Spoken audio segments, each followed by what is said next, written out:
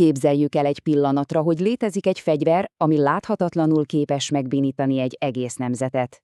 Hát, ma pontosan egy ilyenről lesz szó. Górcső alá vesszük a modern hadtörténelem egyik legtitkosabb katonai műveletét, annak technológiai és persze geopolitikai következményeit. A kérdés ugye az, hogy hogyan omolhat össze egy teljes védelmi hálózat szinte egyetlen éjszaka leforgása alatt. Nos, a dátum 2026. január 3-a.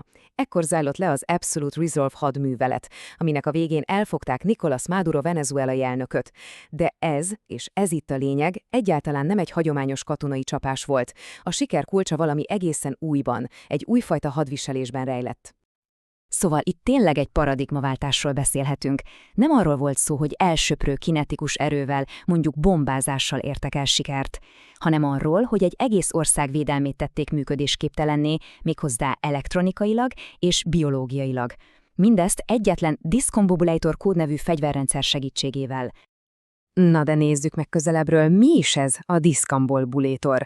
Maga a név, amit egyébként Trump elnök hozott nyilvánosságra, ne tévesszem meg senkit, ez nem egyetlen eszközt takar. Sokkal inkább egy komplex, integrált rendszerről van szó, amit egyetlen célra terveztek, a teljes spektrális dominancia elérésére. Magyarul az elektromágneses csatatér abszolút uralmára. És hogy mit is jelent ez a spektrális dominancia? Lényegében a láthatatlan környezet feletti totális irányítást, ugye a modern hadviselés ma már nem csak tankokkal és repülőkkel zajlik a fizikai térben, legalább ennyire fontos a rádiófrekvenciák, a mikrohullámok, az infravörös jelek világa. És aki ezt a spektrumot uralja, az tulajdonképpen megvakítja és megnémítja az ellenfelet, még mielőtt egyetlen lövés eldördülne. Itt láthatjuk, hogy miről is van szó a gyakorlatban. Ez a rendszer egyszerre 4 teljesen különböző fronton támad. Egyrészt ott van az HPM modul, ami pulzáló mikrohullámokkal gyakorlatilag megfőzi, vagyis puhán semmisíti meg az ellenséges elektronikát. Ezzel egy időben a hálózati infiltrációs egység kibertámadásokkal átveszi az irányítást a kommunikációs rendszerek felett.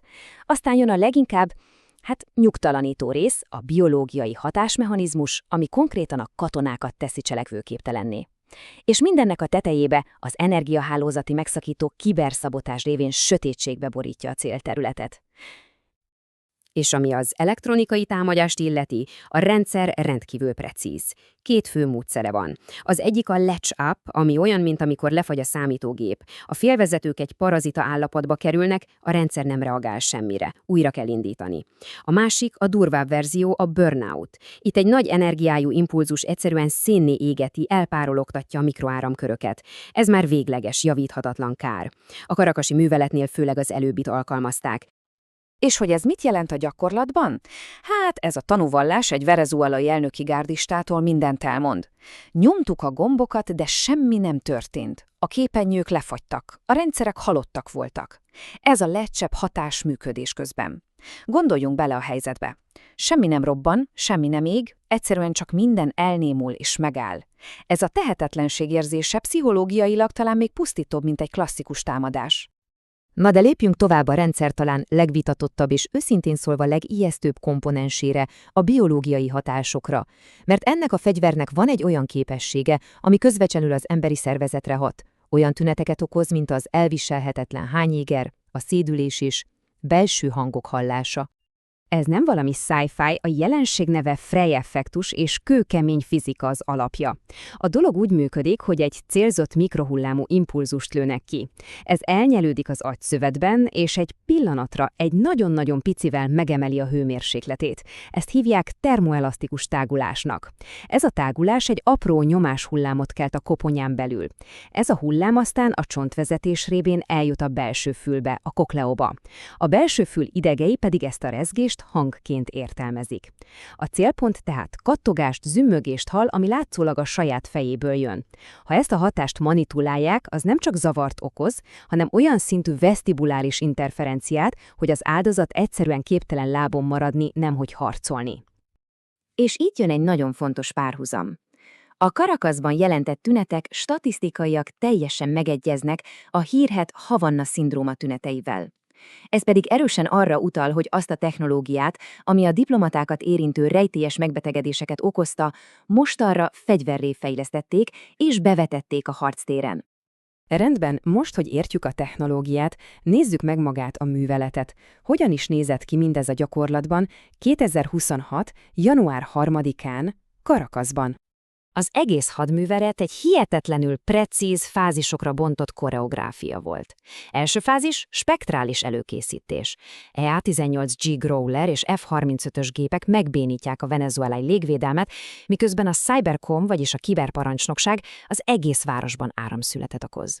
Második fázis, ahogy a különleges erők helikopterei közelednek, aktiválják a diszkombobulátort. Ezzel semlegesítik a földön lévő védőket és az irányító rendszereket. Harmadik fázis, a radarok vakfoltjait kihasználva az MH-47-es Chinook helikopterek alig 30 méterrel a víz felett berepülnek. Negyedik fázis, a végjáték. Hajnali 1 óra 1 perckor a Delta Force és az FBI csapatai elérik Maduro búvóhelyét, és elfogják, mielőtt még a pánikszobába menekülhetne. És ehhez nem kevés eszközt vetettek be. Itt láthatjuk a listát. F-22-esek a légifölényért, Growlerek a radarzavarásért és a diszkombubulátor effektek célba juttatásáért, Chinookok a szállításhoz és persze lopakodó drónok a felderítéshez. Összesen több mint 150 repülőgépet mozgósítottak.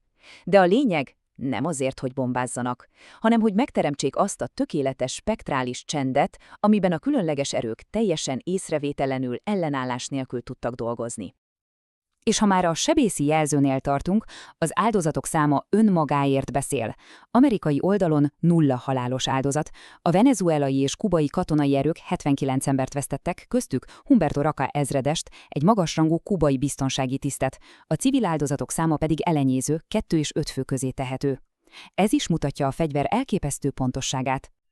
Egy ilyen fegyver sikeres, éles beletése persze nem maradhatott következmények nélkül.